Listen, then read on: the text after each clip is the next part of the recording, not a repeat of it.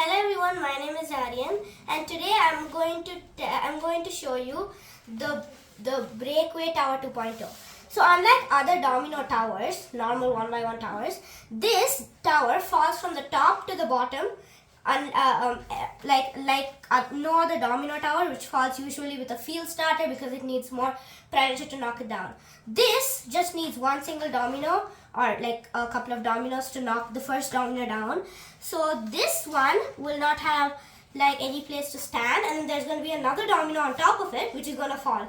So this chain reaction is going to keep on repeating till the top. On the top I have two dominoes, so it has some weight to it, and so it's going to fall down because it has no other dominoes on top of it.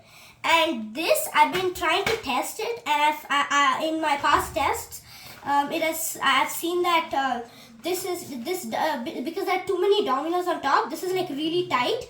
So this domino sometimes is not pushing it. But let's just hope it works. And 3, 2, 1.